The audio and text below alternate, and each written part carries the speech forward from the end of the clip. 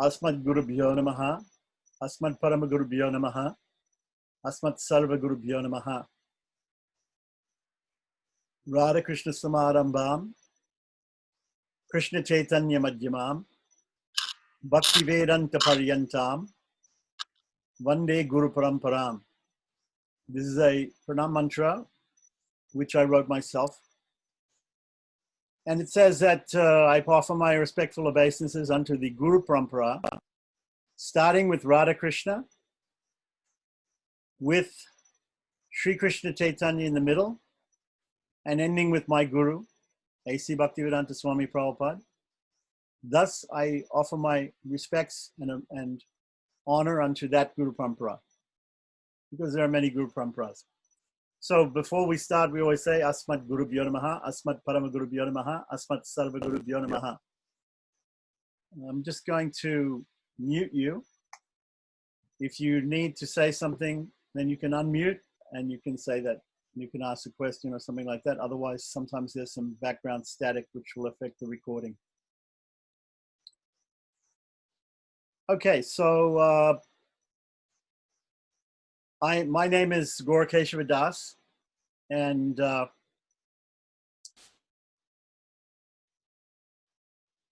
I'm a disciple of Srila Prabhupada. And many years ago, I came to Simachalam, or New Simachalam, or the farm where you're at now, and to install the deities of Prahlad Narasimha. And I also came another time to install the small deities also.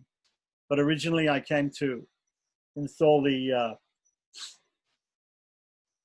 deities of Prahlad Narasimha.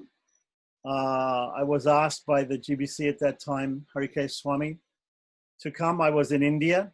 I was doing a project in India, microfilming Sanskrit literature of the Vaishnavas in South India and also in North India. And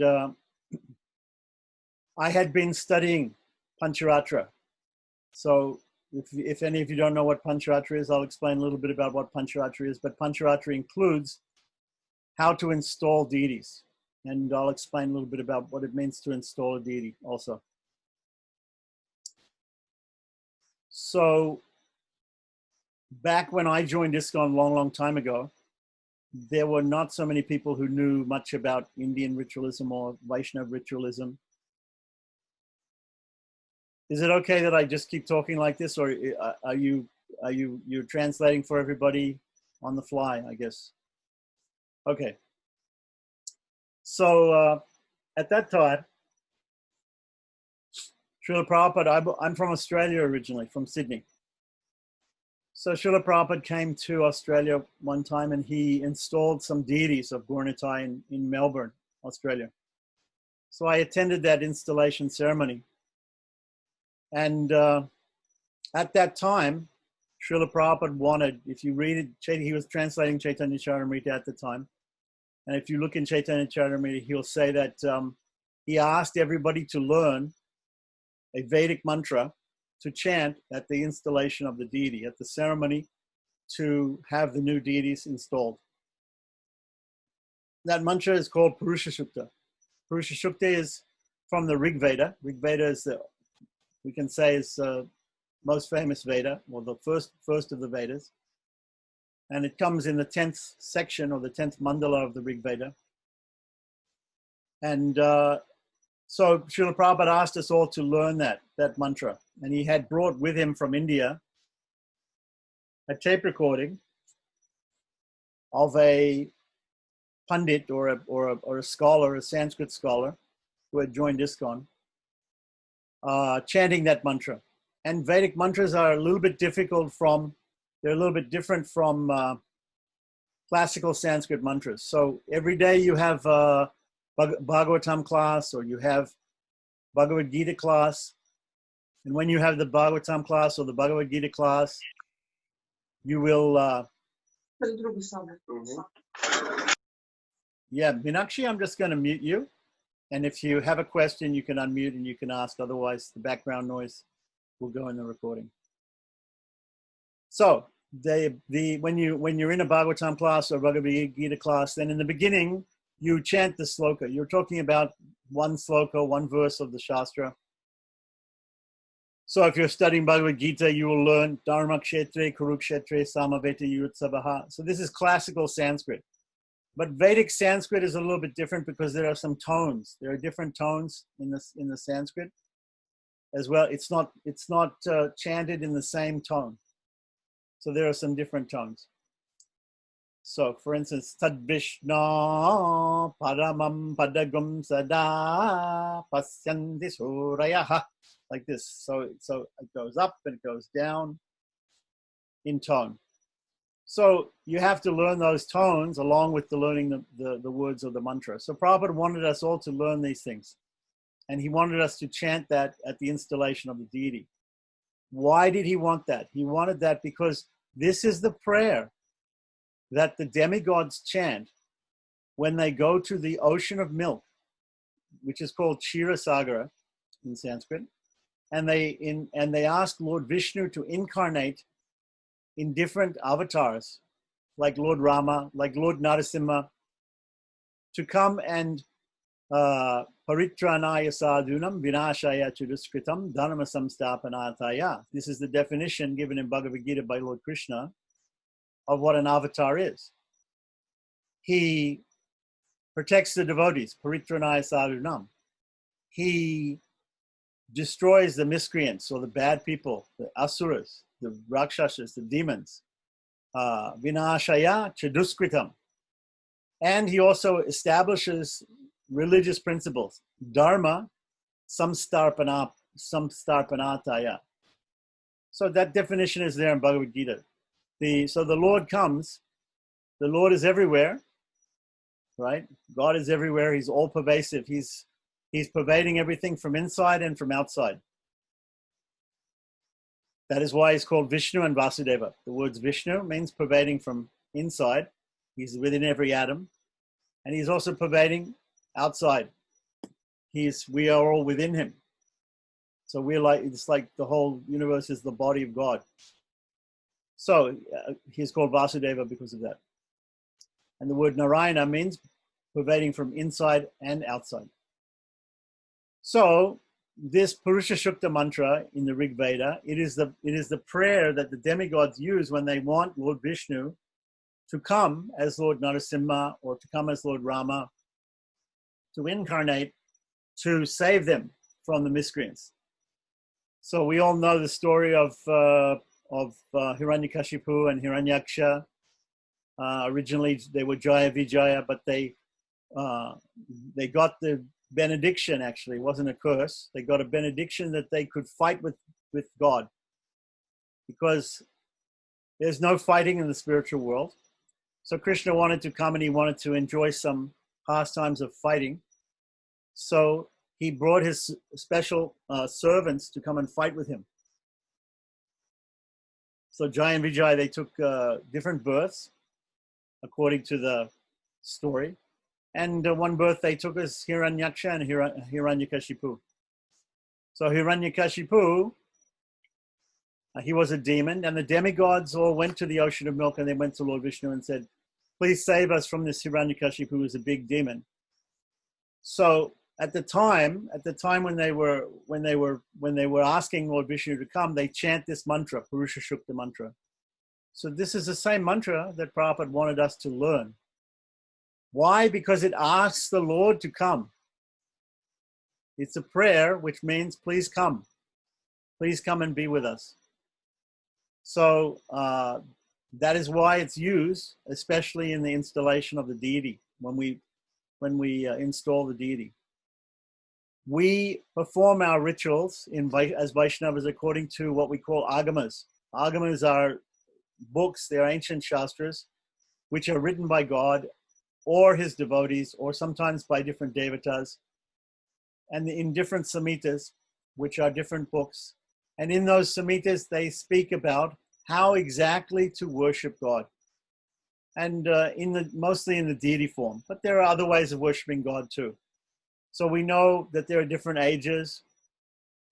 In the first age, people used to worship God mostly by meditation. And second age, the people used to worship by performing great fire ceremonies, which we call yagya, yagya by Vishnu, it says in the scripture, that the yagya is for offering things to Vishnu. So it's the flames of the fire are considered to be like the mouth of God, and we offer grains and ghee inside. In the next age, in the third age, the main way to worship God was not by the fire, but by the worshiping the deity in the temple. So the deity in the temple, we'd also offer grains and ghee to him. But instead of throwing raw grains and raw ghee into the fire, we cook the ghee and the grains together and offer them as bhoga or prasadam to the deity, and it becomes prasadam afterwards. Make a food offering to the deity. Then in the last age, of course, we're in a lucky age or an unlucky age, depending on how you look at it. The age that we're in today is called Kali Yuga. Yuga means age. Kali means a personality, a sinful personality. But it also is a good age in the sense that the system of worship today, the main system of worship today, is very easy and involves the chanting of the names of God, for which you don't need all the paraphernalia that you see people use in the ritualistic temple rituals and in the fire ceremonies. And these things require a lot of different paraphernalia, a lot of preparation, a lot of training. But very easily, without any training, without any paraphernalia, without anything, we can easily just chant the name of God, like Hare Krishna mantra or Sri Ram Jai Ram Jai Jai Ram. So these are different ways that we worship God. So the way for worshiping God, if you have a deity of God, the way to worship it is according to the Pancharatra. Basically, there are some other ways, but the way that we do it is according to Pancharatra. The word Pancha means 5. The word Ratra means night. So one of the reasons that Pancharatra is called Pancharatra is because it was explained, this knowledge of how to worship the deity was explained in 5 nights by Lord Vishnu. Another reason is the word night also means darkness. It means ignorance. When we say darkness, sometimes we also just mean ignorance. So 5 types of knowledge, which they say in Sanskrit, every word means itself, and it means one thing, and it also means the opposite of it. So Ratra means night, it means ignorance. But when we say Pancharatra, it means 5 types of knowledge, which destroy 5 types of ignorance. This is another meaning for Pancharatra. So these Pancharatra scriptures, they give us instructions on how to worship the Lord in the temple. How to worship the Lord in the temple. So if you read Prabhupada's books, he always mentions about the Bhagavata Vidhi and the Pancharatra Vidhi. Vidhi means a procedure or a process. So there's a process for the Bhagavatas, the people who love Bhagavan, who love God, who just chant God's holy names. And then also people who do the more ritualistic temple worship or house worship of the deity form. And that is done according to the Pancharatra. So when we get in Vaisnava initiation, we get some mantras, some secret mantras, which we can use in the worship of the deity. So one of these mantras, Prabhupada was explaining, you learn this Purusha Shukta mantra and chant it to call the deity to come and be here. So somebody might say, well, God is everywhere. Why do we need to call him specifically to come? Why do we need to have an installation? If God is everywhere, then we can worship him in the chair. We can worship him in the door. You know, he must be in the car also. I'll worship the car. Although God is everywhere, he is all pervasive. He's everywhere in his impersonal form, and even within the heart as super soul. Still, if we want to relate to him, if we want to offer him some service, if we want to offer him some puja, some worship, some adoration, some devotion, then we have to make an arrangement with him to do that. He is not automatically going to accept everything that we offer. We can't say, oh, I'm not in the temple. I cannot offer the prasadam to Lord Narasimha, so I will just offer it to the chair, because Narasimha is in the chair, or Narasimha is in the column, even though Narasimha was in the column, right? He's everywhere, but still, in the Shastra, the Lord says you should do it in a certain way. He gives certain rules and regulations. The chanting of the holy name, there's not so many rules and regulations. Sri Chaitanya Mahaprabhu has famously said, Smarane Nakalaha. Nakalaha means no rules. Of course, there are some rules, there are some offenses and everything. But strictly speaking, if you look at it compared to the deity worship, there's very little rules, or practically no rules in chanting. No rules for remembering. Smarane Nakalaha, remembering God. Whereas in the Pancharatra, there are lots of rules. So he says, if you want to worship me in a deity form, the deity form should look like this. And it should be made of these materials. And you should perform these particular rituals, and you should call me, and you should make a prayer to me, please accept our worship through this. So Prabhupada used to give the example of a post box. So when we go into the town, sometimes we see a box. On the side of the box, it says post, painted a certain color. Here in the United States, they paint them blue, and they put US Post on the side. In other places, they put, Royal Post in England, or, must be in German Post, they put on the side there. And only that box, you have to put the letter inside. And if you put the letter inside, this is all very old. Everybody's using email nowadays. Okay, but in the older days, we used to, you can still do it. You can write even with a pen, and you can fold up the letter and put it in an envelope, and you can put a stamp on it, and you can put it in the box, and it goes to the person that you addressed it to. So this was the example that Prabhupada used to give. He would say, this is just like the deity. If you have an authorized deity, if the deity is authorized, then your prayers will reach God. If you offer them through the deity form, he'll accept those things. And not only that, so when we call the deity, when we do the installation of the deity, we're asking the deity to come and reside here, and to be worshipped in the temple like a king, or in the house like a house guest. And we're going to offer different things to him, and that deity is going to accept those things, whether those things are good or bad. So if we make some mistake, also he'll accept that, and we may have to suffer some consequences for doing some mistake. But if we do something nicely, then we'll get some benefit like that, through devotion, through bhakti. So this is the system that is given in the Pancharatra, in the Agamas. So Prabhupada he wanted his devotees to learn these things. Back in 1975, when they opened Krishna Balaram Temple in Vrindavan.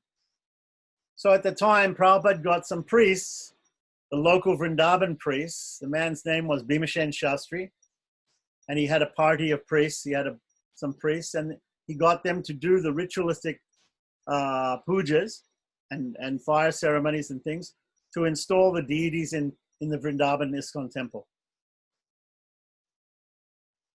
So he did that because he didn't want of course he's a pure devotee, and Krishna says, I'm always there where my devotees are. So if somebody is a real lover of God, then Krishna will definitely come there, no matter what the person says, no matter whether he does everything correctly by the rules and regulations or not. Krishna will come out of love.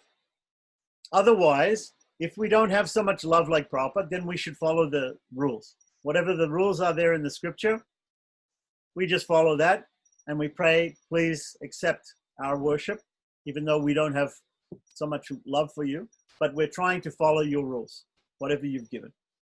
So these people were not really Vaishnavas, but they were professional priests in Vrindavan. And so the Vrindavan community, the Indians in Vrindavan, the Brijbasis, they have some faith in these people. So Prabhupada hired them. They did the installation of the deities in Krishna Balaram temple in Vrindavan, ISKCON.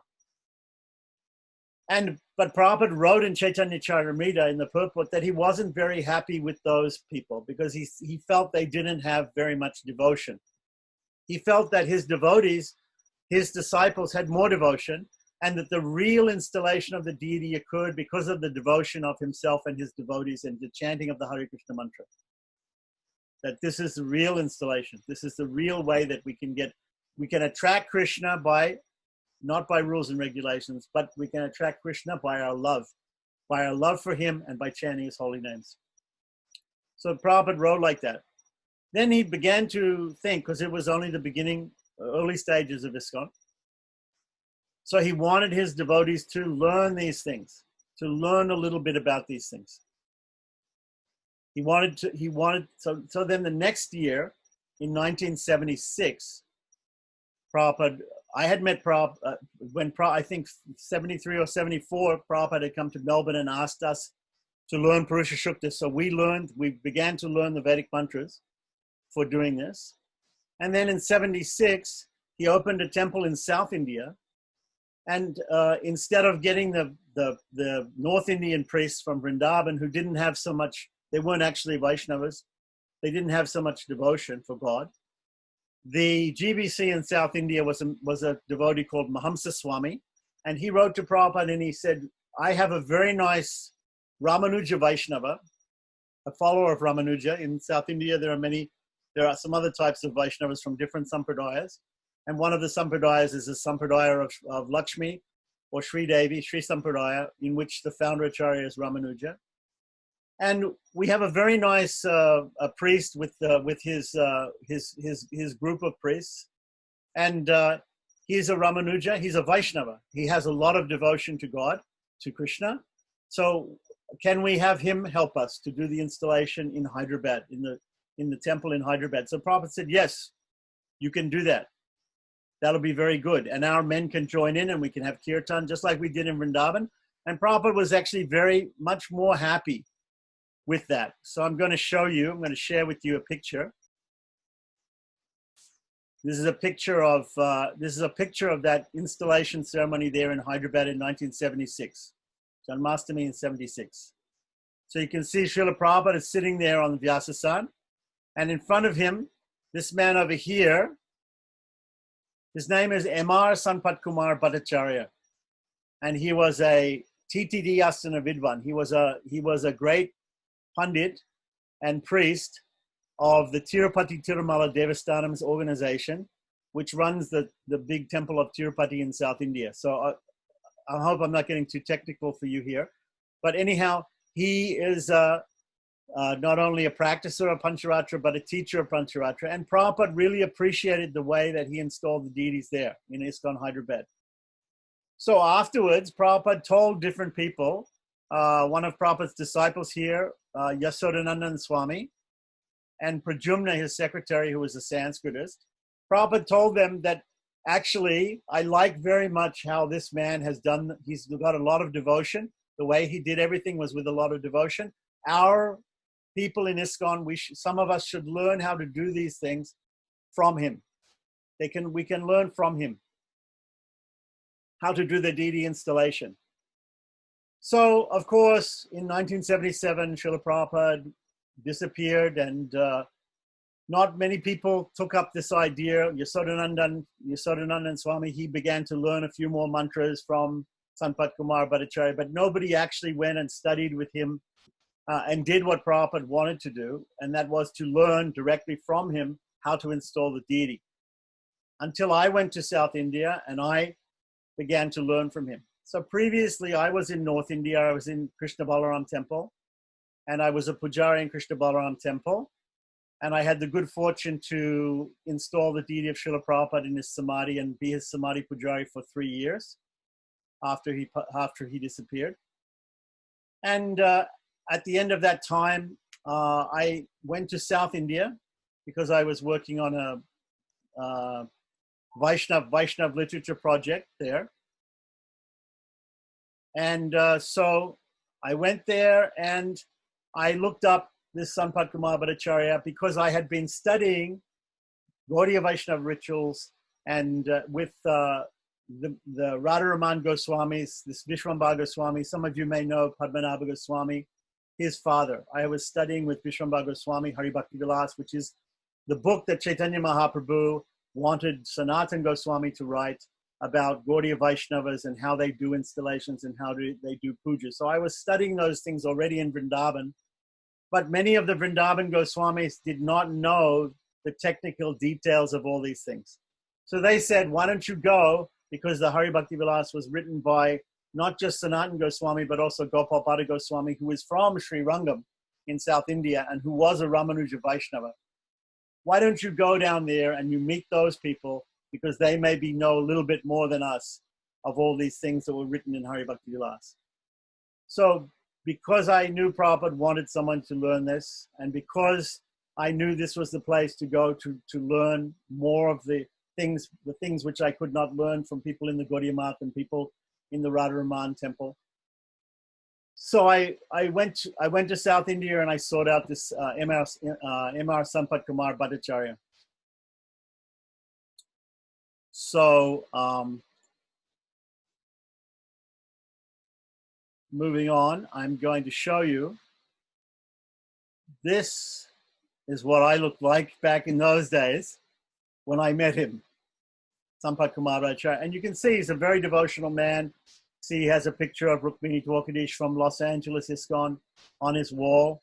And he also has on his wall a framed letter from Srila Prabhupada, where Srila Prabhupada, after 1976, had thanked him very much for doing the ceremonies in Hyderabad. And Prabhupada thanked him very much for doing that. He gave Prabhupada actually one of the first salagramas. Salagrama is a small stone which comes from Nepal, from a specific holy river in Nepal, which is worshipped. And I think you have some there in Jida Narasimha Chetra, or the new Simachalam farm in Germany. And so this was the first salagrama actually in ISKCON. This M.R. Sampat Kumar had given this to Prabhupada. Prabhupada then gave it to Gopal Krishna Maharaj.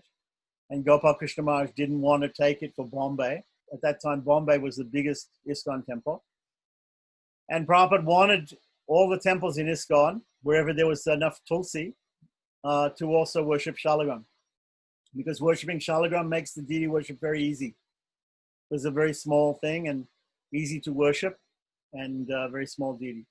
So anyhow, I met with Sampat Kumar Bhattacharya, and I lived with him. I traveled with him. I learned from him. So, and in the course of learning from him, he would teach me practical Pancharatra, how to install a deity. And then he proposed, there was another scholar, a person called Y.R. Vasudeva Bhattacharya, who was also an expert. He was a professor of Pancharatra Agama at the Maharaj of Mysore's college Sanskrit college in Mysore, which is near to Bangalore.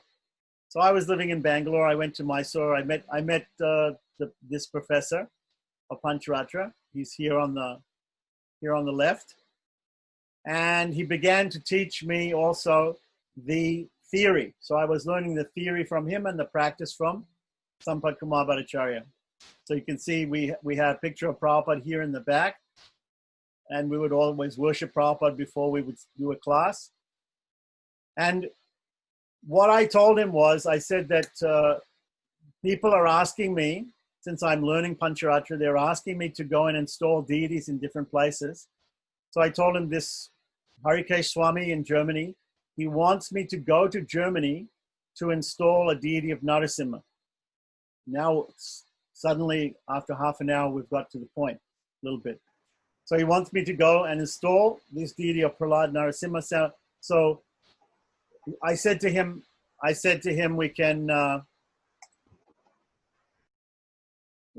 you can just let me know exactly, have I understood everything, how to install the deity? Yes, he said, you've understood everything. He said, but there's one more thing that you have to do before you go to install Narasimha in Germany.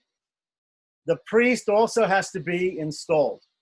So just like the deity, there's a ceremony for installing the deity. There's also a ceremony for graduating of the priest. So when a person learns to be a priest, a temple priest in Pancharatra, he also has a ceremony like that. And the priest is installed, and the priest becomes just like the son of the deity. The deity considers the priest to be like one of his family members after that. So here we are doing some learning some Pancharatra. And this is another picture of me during the ceremony where they establish you as a priest. So this is called a Maya Sutra. So they tie you up with a string, which is considered to be Maya, and cover your eyes. And then the person who does the ceremony cuts off the Maya, and you're supposed to be free from the Maya. There are so many mantras to say and different things. It's a part of the ceremony of graduation. So here he is also chanting different mantras. They chant the mantras underneath each other to not show the japa of the mantras, just like we have a bead bag. We don't show the counting of the mantras. And you can see in the background, we have this picture of Prabhupada. Because I was doing everything, I said to him, you do everything in the name of Srila Prabhupada. When you do a sankalpa, which means when you take a vow, you take it in the name of Srila Prabhupada, and you can teach me.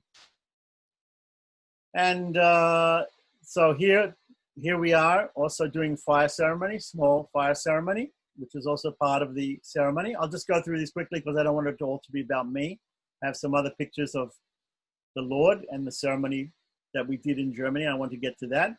Okay, so then they also will brand you with the symbols of Vishnu on the shoulders, because in the Shastra, it is said, Ye kanta lagna tulasi nalinakshamala, ye bahumula parichinhita sankachakra, ye valalata palate likirudva pundra, te vaishnavaha bhuvanam asapavityayanti. This is a verse spoken by Yamaraj in the story of Ajamil. The Yamadutas came and the Vishnu Dutas came, and the Vishnu Dutas took Ajamil because he chanted the name of Narayana, even though he was thinking of his son at the time of death. The Yamadutas wanted to take him because he was a sinful man.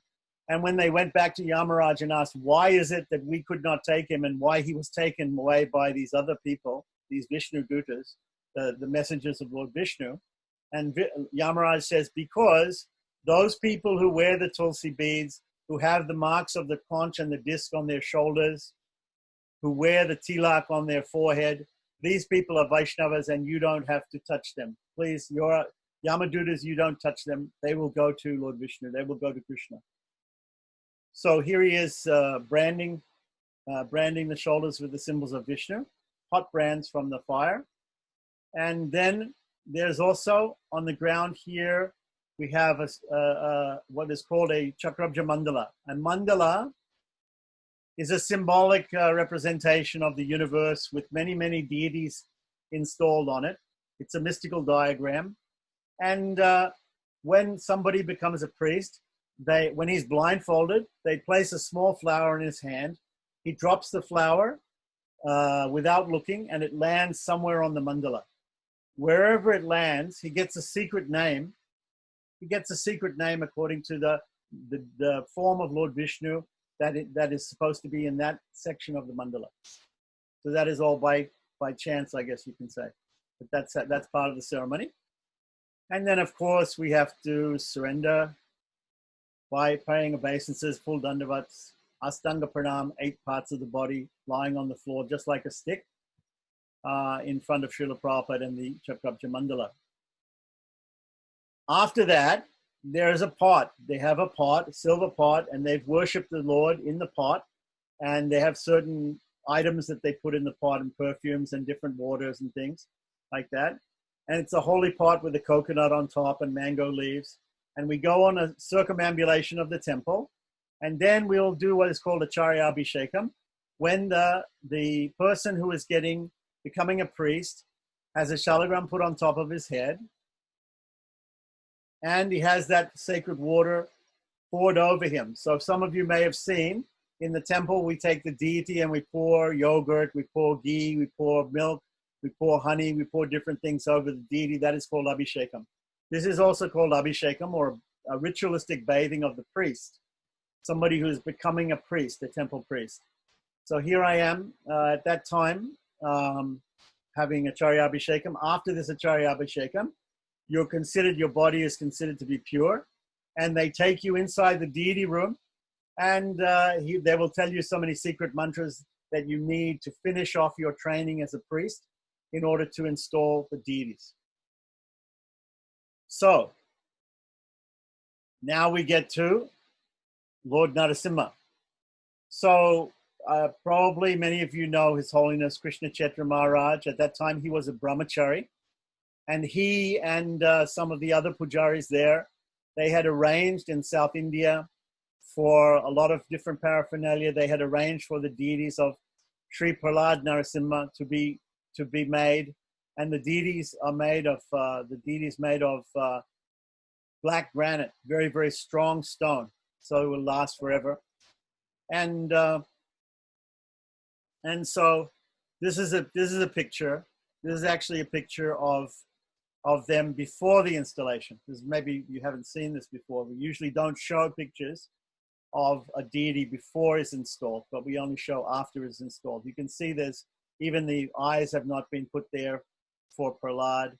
And anyway, this is just before when he was had come from India and he was about to be placed. And when the deity is placed, after the deity is placed, so many ceremonies go on. So this is, of course, what he looked like later on after being installed. So today I had a lot of fond memories of the ceremony because I have some albums, old photo albums. People don't even have these things anymore, but on my shelf I have some photo albums, and I spend all day scanning these things so I could show you. So this is some of the pictures of what Sri Prahlad Narasimha were looking like after they got installed. So then what we did was I came to Germany. I flew from Bangalore to Bombay, and I flew out of Bombay into Frankfurt. And at that time, the devotees in Frankfurt, the devotees in Heidelberg, there was no temple in Frankfurt. There was a small temple in Heidelberg, preaching center. The devotees were told by Harikesh Swami that one priest from India is coming. So I'm an Australian. So the devotee that came to the airport to meet me, he was expecting an Indian priest. So I saw him, and immediately I realized he's a devotee, right? I wasn't wearing devotional clothing. I was just wearing regular clothing. And I had to go up to him and I had to shake him and say, no, it's me. You've come to pick me up. Then he said, oh, I was expecting an Indian. No, I'm an Australian. I was sent to come and do this. Then they took me for one night to Heidelberg, and then the next day I came down to the farm and got down in Jandelsbrunn from the train, and they took me. So then I said, okay, now we have to. Do you have a question? Yep. Sorry, I have to mute you. If you don't have a question in English, I'm going to mute you. Okay, so then I came to the farm, and they told me, oh, you have to set everything up, you have to get everything together, and we have to start the ceremony.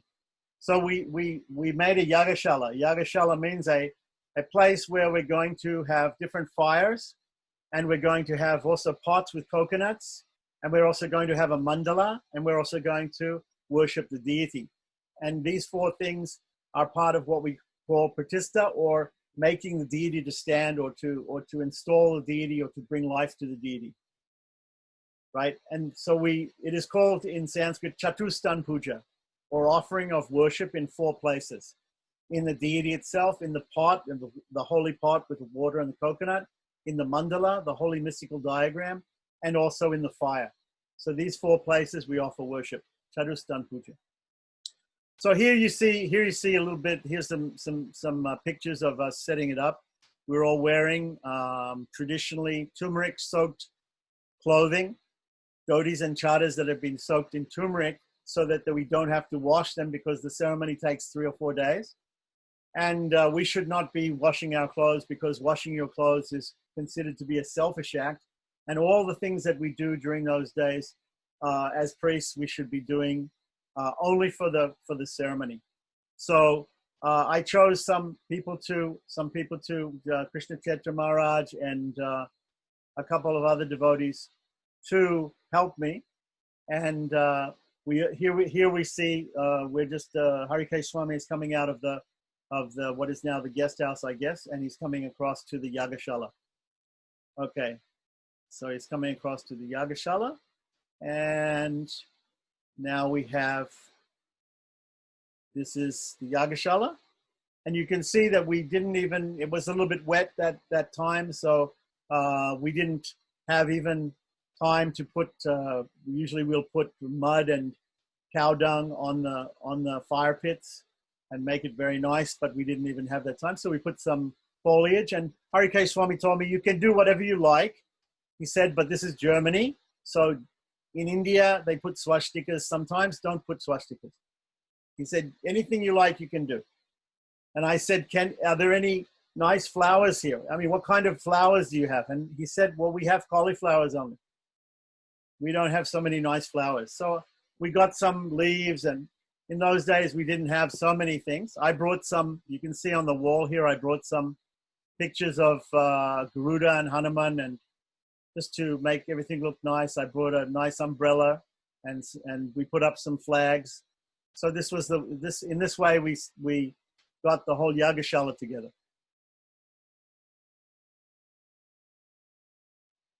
So we continue on. Here I am doing some worship to the pots. So in Pancharatra, what you do is you invoke the deity into a pot of water. And if you look in the Bhagavatam in the 11th canto, 27th chapter, Krishna says he can be worshipped in water. And so therefore, we worship Krishna in the water. We call Krishna into the water. We call Narasimha into the water. We call Prahlad into the water. And we worship them in that kumbha, what we call a kumbha or a pot. And later on, we're going to pour that pot over Lord Narasimha, over the deity. So here I am doing the puja, preliminary puja, to those pots. Those pots are called Mahakumbha and Upakumbha. The big pot in the middle is called Mahakumbha, and the other one is called Upakumbhas around. So then we started to do the fire ceremonies. So here you can see I'm in the front there, and some smoke is just coming out from the end of the spoon that I'm placing there. I'm chanting some mantras and some smoke is coming. And you can see a little bit of the mandala that I made, big mandala down the bottom here. And we have Astarata, Prabhu, one Maharaj, one devotee from, I think from Czechoslovakia, I'm not sure. Yugoslavia, I'm not sure. Anyway, and Hridaya Chaitanya, I believe, and Krishna Chetra Maharaj, or he was a brahmachari at that time. They were pujaris at that time. They're here in the temple. Okay, so here we're doing pranayam. Everybody's holding their nose and doing the pranayam or breath control before we start the ceremony. And you can see in the back here, I put a picture of Garuda, Lakshmi Narasimha, Hanuman, and I believe that's one picture of Ganesha, or it could be Vishvaksena, not sure. Vishvaksena is a Vaikuntha form like Ganesh for clearing away obstacles. And we're continuing to do some of the ceremony here. And here I am with the microphone reading out the mantras, because I'm the one who knew the mantras mostly. And then I would just tell everybody when to put ghee into the fire. So we're doing these different rituals. Here I am showing some mudras for avahanam, stapanam, for doing puja. Mudra means the hand rituals. They're indicating to people, to indicate indications in worship of what you're going to do and how you're going to do it. If you want somebody to come, just like we say, so if I go like this, if I go like this, I say, come here, right? And then you come here, right? You know that if I go like this, please come here. So in Vedic times, they used to do these different hand mudras, and they mean different things. So here I am showing with the Mahakumbha Upakumbha. And here I am worshipping the mandala, the Chakrabja mandala, which is a bigger form of the small one that you saw before in India when I was becoming a priest. And I made this one with colored rice. It took me quite a long time, many hours to make it, and worshipping in the pot in the middle. Okay, so here we are doing what is called Mano Manapa, or Shilpa Dosha Snana. So Shilpa Dosha Snana, dosha means fault, and Shilpa is the person who carves the deity. Because the deity is, there are different types of deities. The Shalagram is a self-manifest deity. It just appears in the river in Nepal, the Shalagram stone. But most deities that are made of either metal or they're made of stone, they have to be carved by a carver, by a sculptor. So when the sculptor makes a deity, he has to make it according to the scriptures. If he makes some small mistake, which naturally somebody can do that, make a mistake, we perform some rituals to try to alleviate any mistakes that might have been made, knowingly or unknowingly. And so you can see here, maybe you can't see so closely, but Lord Narasimha and Prahlad, they both have beeswax over their eyes because their eyes have not been enlivened yet. We haven't done what's called the Netra Unmilanam, or the opening of their eyes. So we're doing this Shilpa Dosha Snan. We're performing this bath, initial bathing of the deity to cleanse the deity. And then it gets, with certain mantras, we get rid of all of the knowing and unknowing faults that have crept in by the person who was carving the deity. Down here, you'll see a couple of things. There's a lot of broken coconuts because we bring the pots, and after pouring the water, we break the coconut and also put it in front of the deity, and we're offering to the deity. Here we have what is called setari. Those of you who have gone to the greeting of the deity, you'll know that you take Charanamrita, and when you take Charanamrita, after that, somebody puts something on your head. That is the shoes of the Lord, because we are priests. We go on the altar and we touch the feet of the Lord. And we even may touch the feet of the Lord with our head as a sign of surrender. But normal people who come to the temple are not allowed to go in the deity room because of so many reasons. They're not priests and they're not eligible to go, or they're not clean even. And so therefore, we can take the shoes of the deity and we can touch them to the person's head, and they can get the same benefit as a priest who can touch the deity directly. Right? And the deity gives his mercy to the people who are surrendered to him, touching his shoes on their head. That is called a setari. Over here on the left side, we have a yantra. A yantra is also like a mandala. It's a mystical diagram. It has the mantras for the deity. So there are so many mantras for Lord Narasimha. I'm sure you all know Brahmvira Mahavishnu mantra. You also probably know Narasimha Gayatri mantra. You also probably all know the mantra from Srimad Bhagavatam, right? And Om Namo Bhagavate Narasimhaya Namaste Jastejase Aviravid Bhava. There are many, many mantras. So those are all put on to a copper sheet or a gold sheet or a silver sheet in a geometrical pattern, and that is called a yantra. And that is also just like a deity. It's a two-dimensional deity. Whereas we have a three-dimensional deity of Prahlad Narasimha, we also have a two-dimensional. And so I think you can see that one is there on the altar now, I think, and probably still being worshipped. And when we install the deity comes in two pieces, actually three pieces. There is a pitam, which is the bottom part of the stone deity. There's the deity itself, and in between there is a piece of square granite with 9 holes in it, in which we put 9 gems, 9 jewels, and on top of which we put another yantra, which is the same as this yantra outside, and we put it inside. We put it inside, and then we put the main deity down and connect all those things together, and then cement that all together permanently. That's one of the very important things in establishing a non-movable deity. There are 2 types of deities. There's a movable deity, which is usually made of wood or metal. And there's the immovable deity, and the immovable deity is the one in the temple which doesn't move. And so it's very important to cement them down.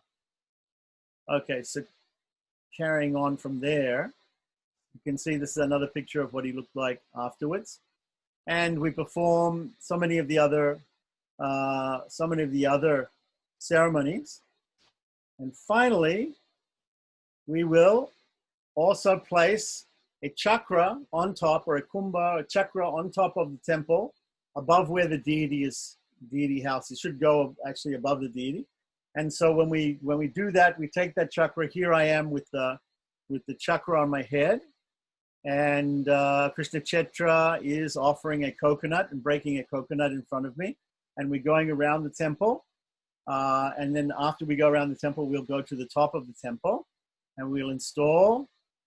So we're going around the temple. At each of the corners, we'll break a coconut.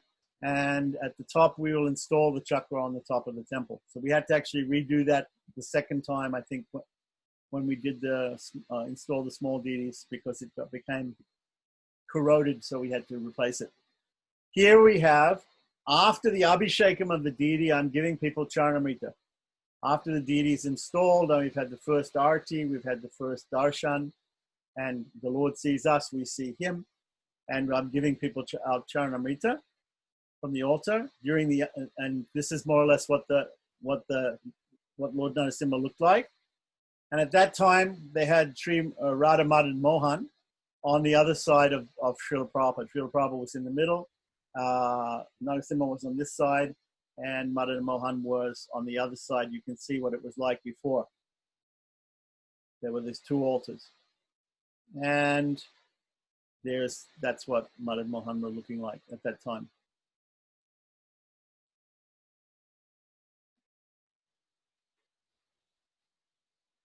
Nice. So, again, there's Lord Narasimha after installation. And you can see that this was in the beginning because there are no small deities there, because they were only installed later, at a later time. And just to end off, during the Abhishek of the deity, we are pouring ghee and yogurt and milk and juice, and probably many of you have seen this type of Abhishek, which is done on the deity during different festivals. The festival that we're doing now is Brahmotsavam. Brahmotsavam is a festival. It's the Utsava, or the festival of Brahma. Brahma, the creator, does this festival in every temple at the time, when it is the time of installation of the deity every year. They'll have this festival, and normally in India it goes for 10 days. I don't know how many days you're doing it there for. Probably not 10 days, but at least a few days. And if you want to see, they also do this in Vrindavan at Sri Radharaman. They bathe Radharaman on Janmashtami, which is Krishna's birthday. But also he has his birthday when Sri Radharamanji manifest from a shalagram. He came out from a shalagram of Gopal Bhatta's. He came out on Narasimha Chaturdasi. So the appearance day of Lord Narasimha was the appearance day also of Radharaman. So they also bathe him on that day. So we also bathe Lord Narasimha on this day, and we also bathe him on his own appearance day on Narasimha Chaturdasi. So here I am with the gindi, which is a spouted water pot, and I'm taking some of the nectar which we've poured on Lord Narasimha afterwards, and giving it as Charanamrita to some of the devotees. So everybody is lining up to get Charanamrita. And some people wanted a lot of Charanamrita. So these are just some of the pictures I have. I have a few more pictures, but people got quite enthusiastic about the Charanamrita, so I was giving people quite a lot of Charanamrita. They were taking more than 3 drops, let's say. They were taking more than 1 handful, maybe a whole mouthful. So here's some other devotees also getting Charanamrita. And I just finished off. This is in New Vrindavan in West Virginia later on. Sampat Kumar Bhattacharya, one of my teachers, had come there also. And I was there also to do some installations, some deity worship. And at that time, I met up with him again. Of course, I knew him in India, but I hadn't met him outside of India. So it was very nice to meet him also in America at that time. So this was also very many years ago. He's passed away and disappeared now. All of those Vaishnavas that you saw, they've all gone to Vaikuntha now. So that was one thing that I wanted to share. Probably you've seen the video It's also possible for me to share the video. Maybe we can just share a little bit of the video, unless anybody has any questions or comments right now. If anybody has a question or comment, you can just unmute yourself. Otherwise, I'm going to mute you. You can just unmute yourself and ask the question, and I'll see if I can answer that. And if not, then I will show some of the video, which is not very good quality, but in those days we didn't have very good quality video. There seems to be no question. One question here. Come forward. Some questions? Yes. Yeah. Hare Krishna Prabhu. There is Hare- one common question from a devotee.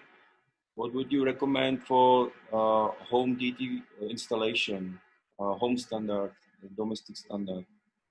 Within Okay. ISKCON? Okay, so initially, all deities should be installed.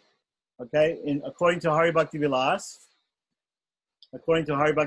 which is Chaitanya Mahaprabhu has ordered Sanatana Goswami to write this book, and he and Gopal Bhatta Goswami, they wrote this book. And the 19th Vilas, the 19th chapter of Hari Bhakti Vilas, starts out, first of all, with a prayer to Lord Chaitanya, and the second verse says, "Only by formal initiation does the Supreme Lord manifest himself as the deity. Therefore, one should carefully follow the procedure for installing the deity that is outlined in the revealed scriptures." So,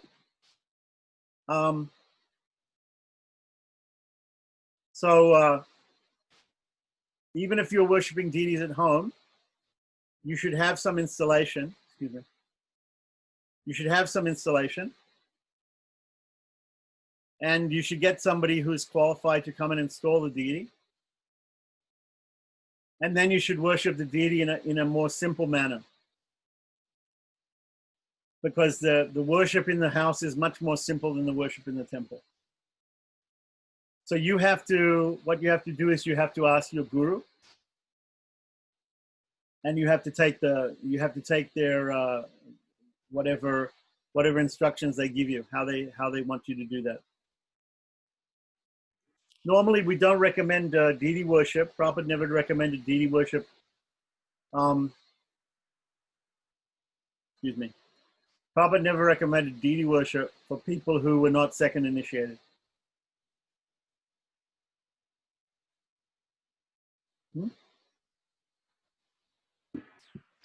So, but there's also, how about if you have already deities? It's not very common in ISKCON to install your home deities. And also, how do you deal, how are they to be considered? It wasn't very common in ISKCON to install any deities at one point. It doesn't mean that we shouldn't learn how to do things according to the Shastra. If you're a Mahabhagavata, if you're a great devotee, you're a pure devotee of the Lord, you just have to simply say, "Krishna, please come here," and he comes, and he's going to accept your worship through the deity.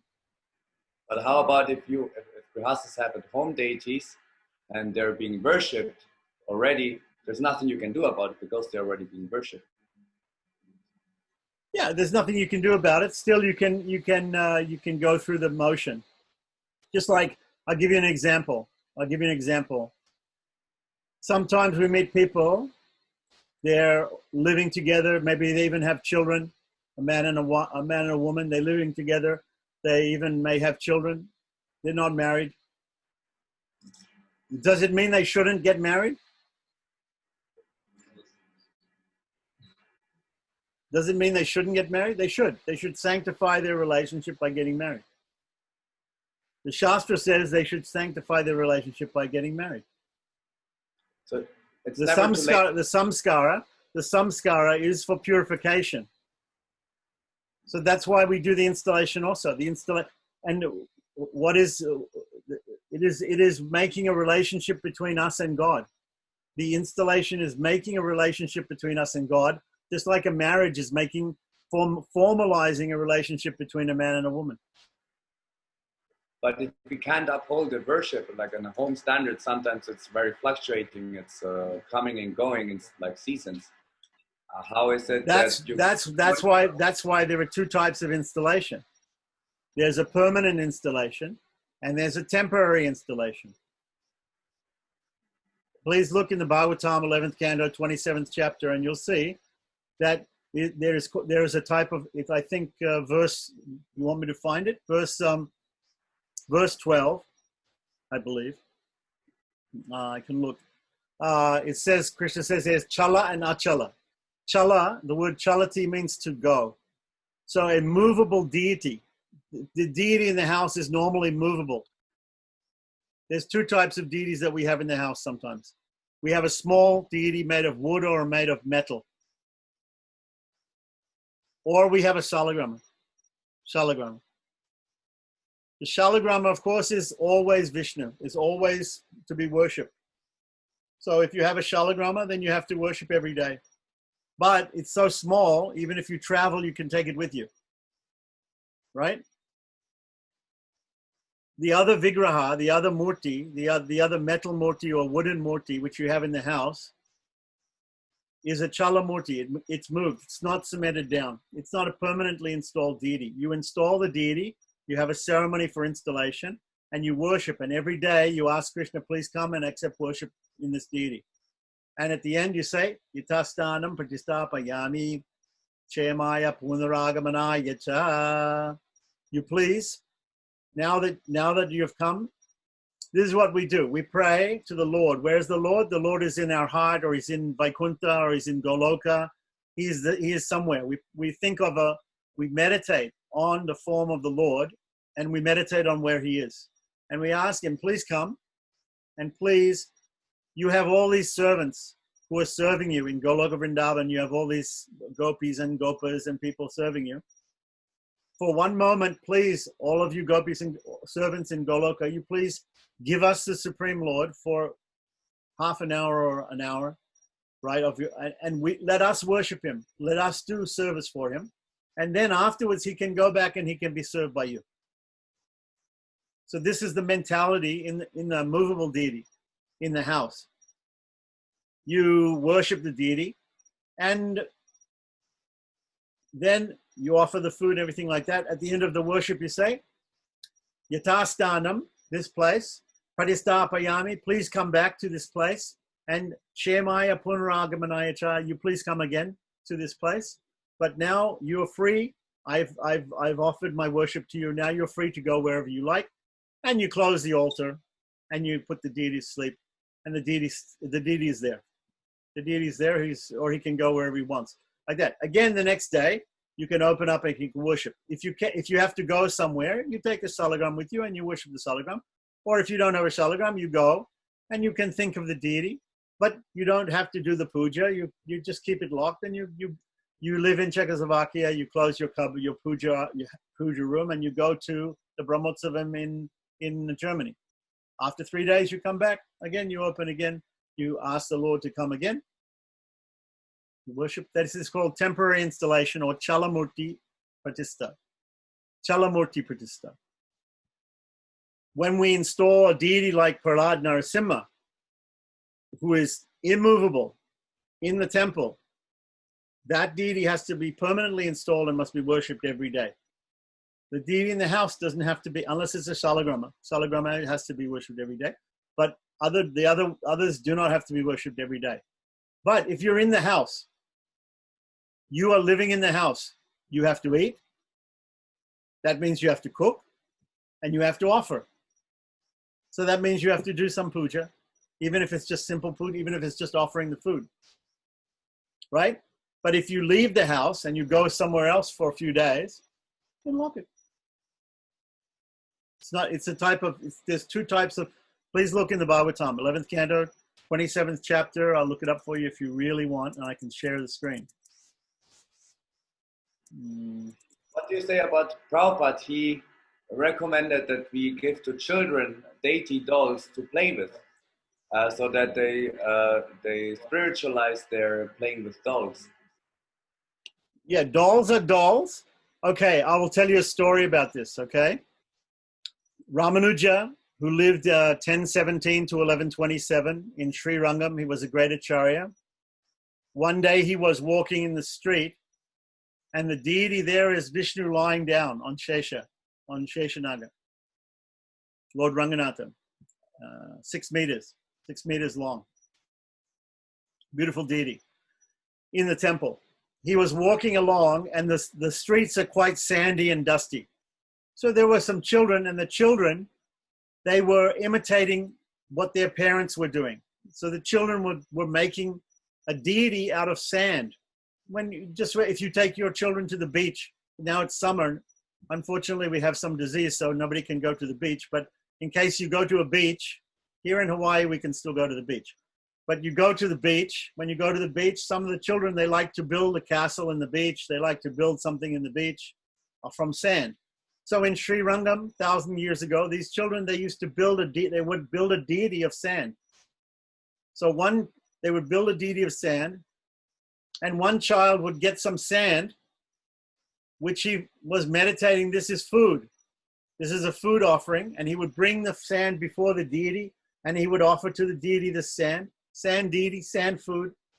And then he would say to people who are passing by, hello, come here, take some prasadam.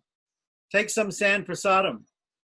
And most people were passing by thinking, oh, these kids, the kinder are, they're doing some play. They would laugh and they would just walk on by. They wouldn't do anything.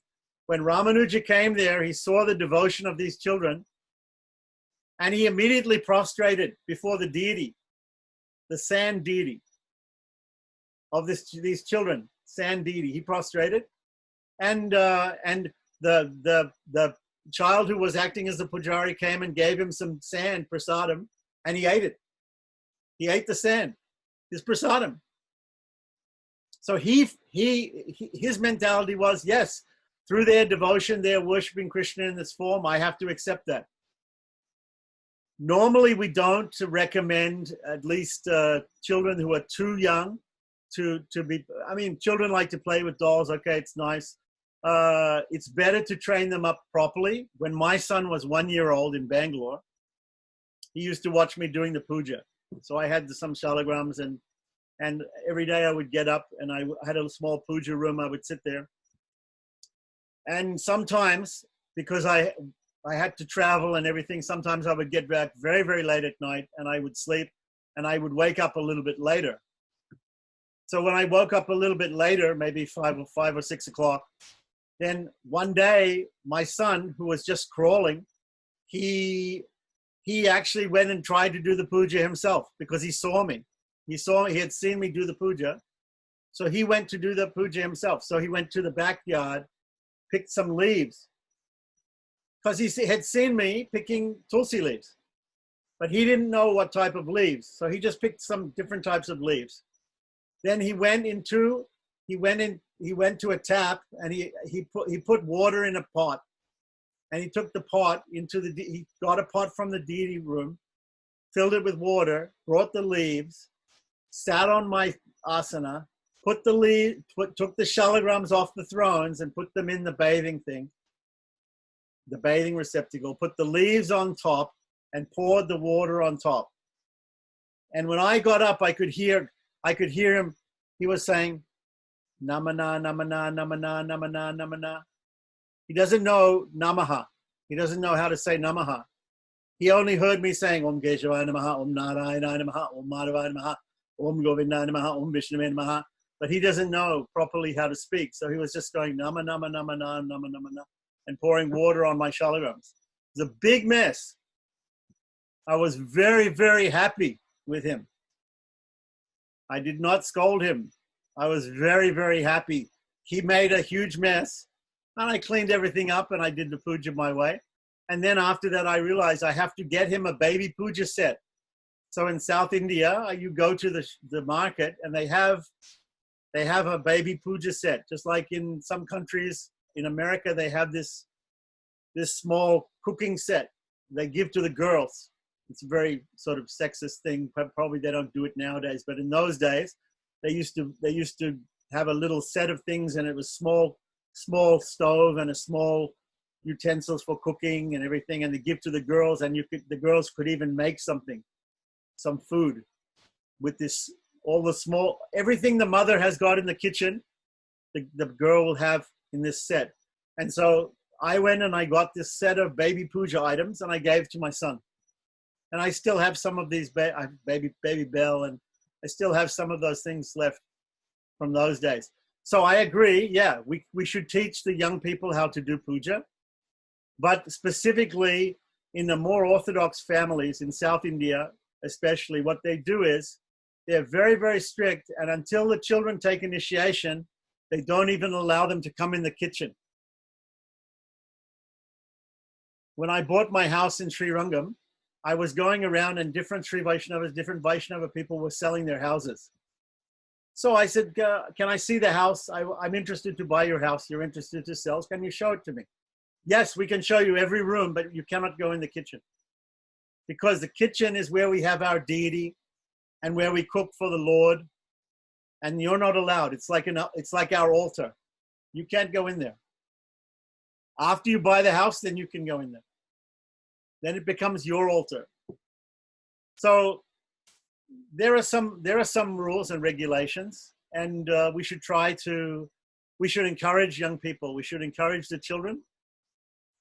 It's an interesting question, because in one sense, yes, we have to teach them. In another sense, we don't want to teach them in a wrong way. We don't want to teach them something wrong. So if they're going to worship, if they're going to have a deity, if they're going to worship a deity, then we have to tell them to have reverence for the deity. Not that they should treat it like a doll and they're playing with it and they throw it and they keep it, keep it somewhere dirty or something. They have to learn properly. So I think after it may have to be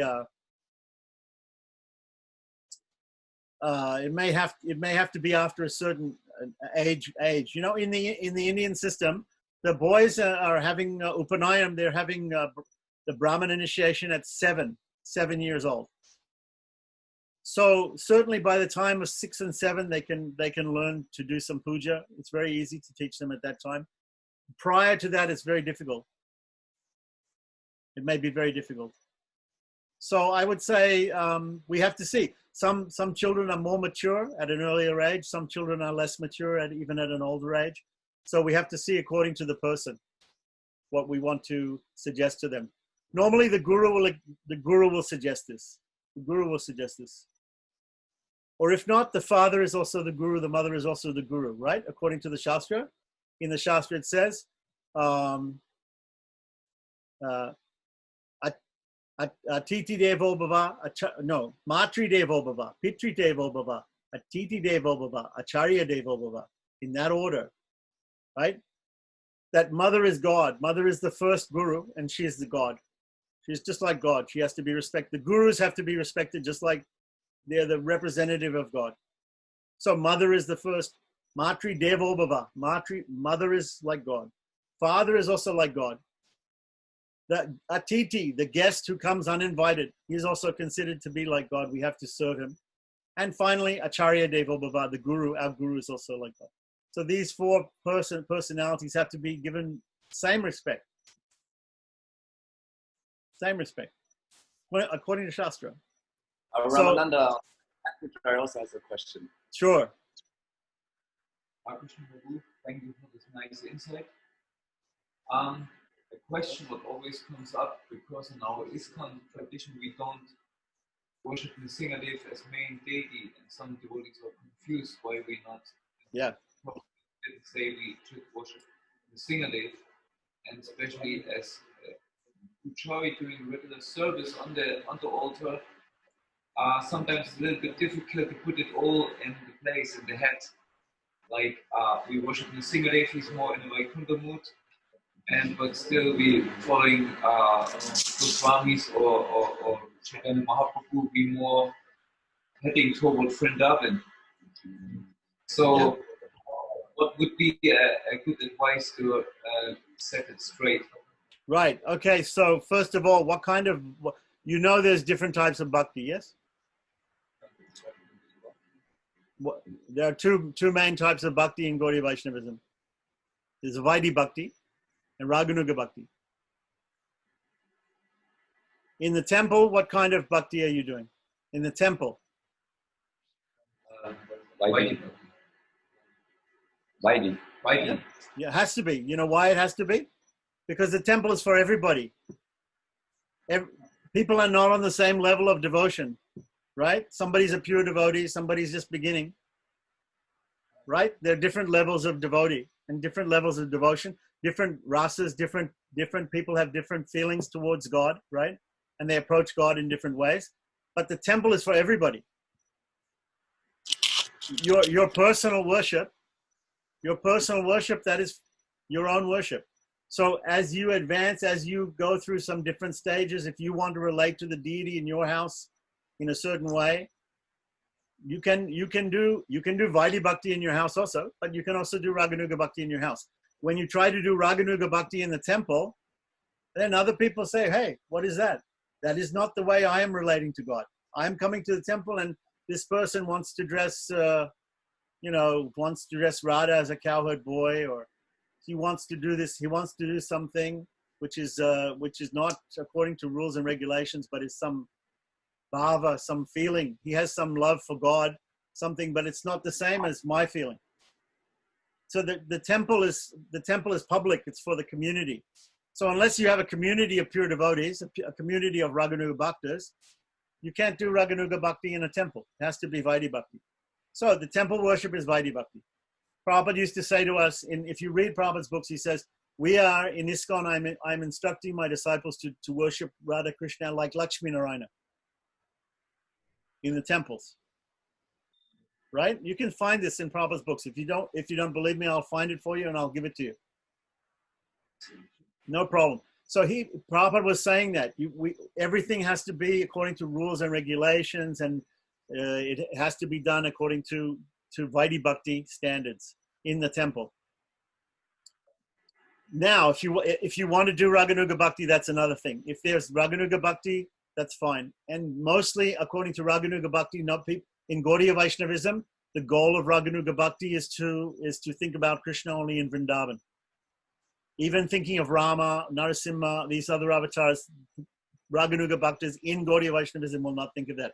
If you want to be a Raganuga Bhakta of Rama, you can. There's a sampradaya for that. There's a sampradaya. Ramanand Sampradaya is there. You can go. And they worship also Lord Rama like that in Raganuga. Some of them are Raganuga Ram Bhaktas. It's possible. And even in Sri Vaishnava Sampradaya, even in the Sampradayas in South India, Madhva and Ramanuja, there are some alwars, there are some people who are great saints who showed Raganuga Bhakti. They wanted to be a gopi. Andal is the saint in Sri Vaishnavism. She wanted to be a gopi. She was praying to be marry Krishna. She was saying, let us worship Goddess Katyayani and have Krishna as our husband. This is the theme of Katyayani Vrata, where the gopis in Vrindavan were worshipping the goddess Durga to get Krishna as their husband. This is Raganuga Bhakti. People are thinking like that. There's even in the Alvar's prayers, there's even somebody who was worshipping Narasimha and he was feeling like he wanted to be the consort of Narasimha. Seriously, we don't hear about this much in other Vaishnavism, but in the Alvars, they have 4,000 hymns, and one of the hymns, one of the Alvars is saying, I feel like I want to be the consort of Narasimha. Narasimha had a consort also in South India. There's a story about the consort of Narasimha called Chenchu Lakshmi. Have you heard about her? This is not something Gaudiya Vaishnavas hear about, okay? So normally when Gaudiya Vaishnavas, they'll think, we're interested in worshiping Krishna in the mood of the gopis or the mood of the cowherd boys or this like that. And we don't know what other people are thinking. But there in other sampradayas, there are also people who are doing Raganuga Bhakti. In Bharaka Sampradaya, also worshiping Radha Krishna. Even people talk about the gopis in Andal in the Sri Sampradaya. So they also have these ideas, but it's rare. Only for certain people. Certain people are doing those things who have that Raganuga Bhakti. So if you have Raganuga Bhakti, if you're if you're following Gaudiya Sampradaya and you want to attain to some Gopi Bhava or Gopa Bhava, you know, then obviously at a certain point, you're not going to worship Narasimha anymore. But as long as you're doing Vaidhi Bhakti, you can worship Rama, you can worship Narasimha, you can worship anything. And in the temple, you have to do that. So, you know, you just have to understand there's different forms of worship. And then there are also Sampradaya-specific trends. You know, so you find Gaudiya Vaishnavas, they'll more or less they won't be interested in the worship of Vaikuntha or even of Dwarka, right? If you say, what about Dwarka Krishna? What about Mathura Krishna? They say, no, we're not so interested in that. We're interested only in Vrindavan Krishna. And we're not even so much interested in baby Krishna. We're interested in youth Krishna with the gopis, right? That's what Gaudiya Vaishnavism is mostly about. And Nimbarka also is like that. Vallabha also very much like that. But then you have the Ramanandis there. They are worshipping Lord Rama. And they even have Raghunuga Bhakti for Lord Rama. And then you have in the Madhva Sampradaya, in the Sri Sampradaya, you have other Sampradayas where they're also worshipping Krishna or Rama or a particular avatar. So there are two different types of Vaishnavas. There's a type of Vaishnava who he has reverence for all the different forms of the Lord and he worships accordingly. He might have one specific form of the Lord, which he is his Istadevata, which is his most beloved form that he likes the best to worship. That he, you know, but then there's somebody else who doesn't, he's like a gopi, or he's like Hanuman.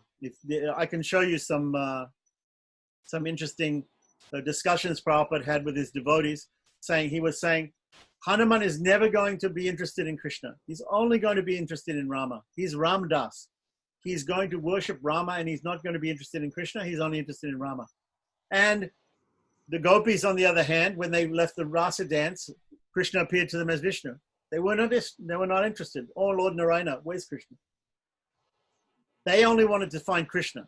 So there are what we call Ekanta Vaishnavas. Ekanta Vaishnavas means, Eka means one-pointed Vaishnavas. They're only interested in worshipping Krishna or Radha Krishna or Rama or Narasimha.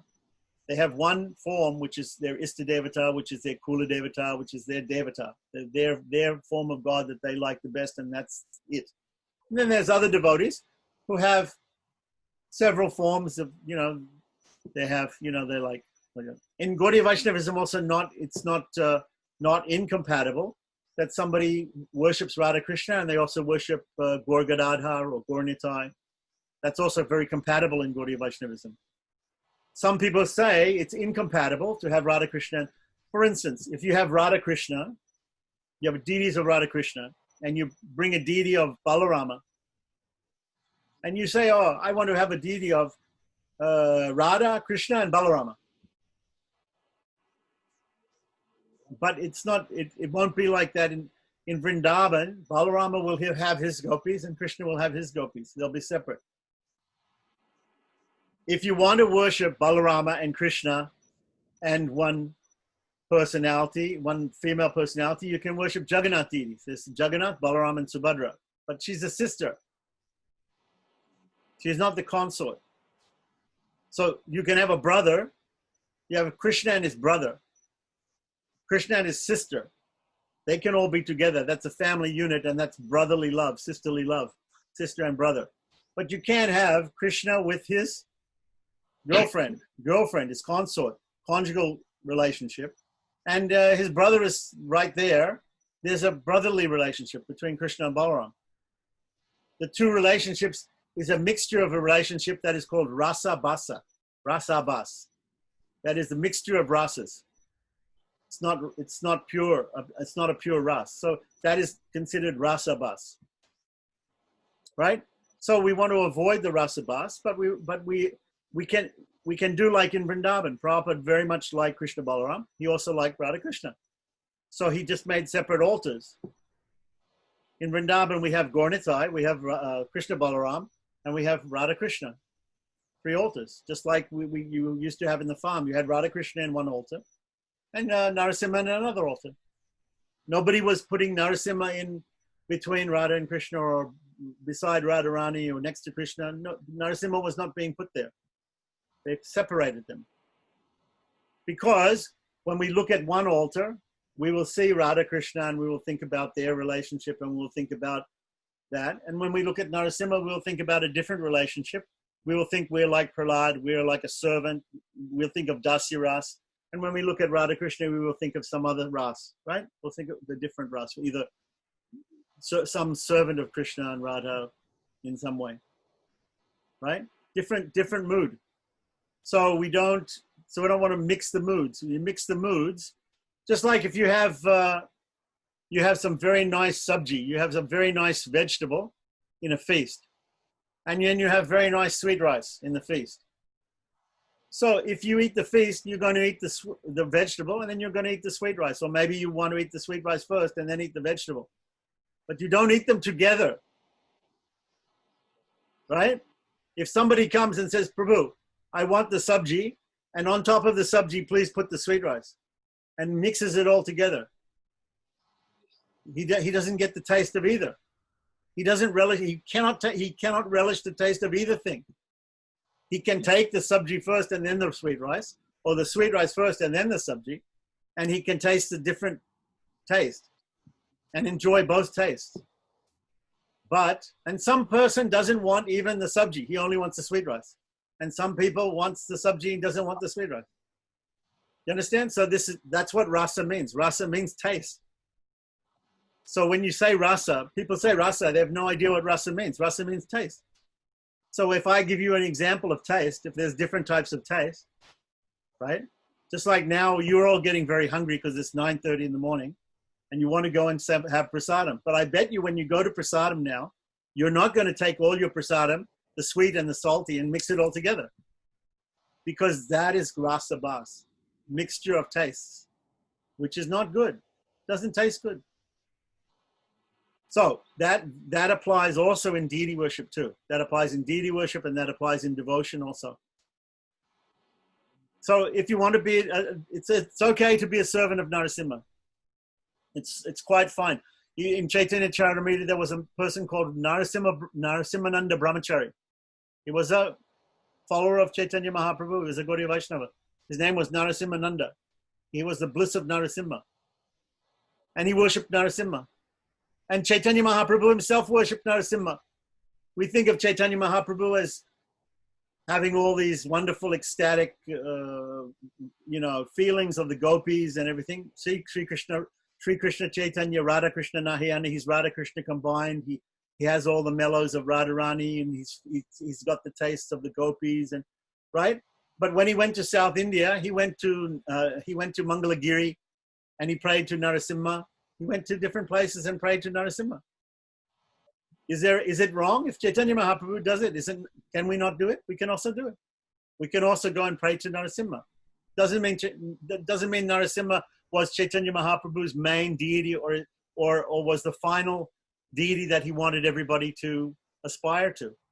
But again, you cannot say what I find not good. Maybe I like sweet rice and maybe I don't like sabji, and maybe you like sabji and you don't like sweet rice. So maybe the Rupa and Sanatan Goswami had a third brother. You know, his name is Anupama. You read about him in Chaitanya Charitamrita. So Rupa and Sanatan Goswami, they were in the ecstasy of Radha Krishna, worshipping Krishna, chanting Hare Krishna, and they asked Anupama, their brother, please chant Hare Krishna. And he tried to chant Hare Krishna. After a few days, he said, I can't do it. I can't do it. I want to. I've been chanting Rama, Rama, Rama. I love Rama so much. I can't chant Krishna. I'm so attracted to Rama. It's the same. Hanuman is not going to chant Hare Krishna. He's going to chant Rama. So we don't expect everybody to have the same taste. If you have different ice cream flavors, if you have different flavors, somebody is going to like vanilla, somebody is going to like chocolate, somebody is going to like strawberry. That's their favorite. Maybe once in a while, the person who likes vanilla will try another flavor. Or the person who likes chocolate will try another flavor, maybe once in a while. But normally, if he has the choice, he will go for his favorite taste, his favorite rasa. So nothing wrong, nothing. So there's Ekanta Vaishnavas who only have one taste. They're only interested in one taste. And there are Sadharana Vaishnavas, which means general Vaishnavas, who they enjoy different tastes, but we should not enjoy two tastes at the same time. That is the mixture of tastes.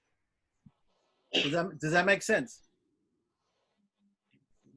Thank you very much, Prabhu.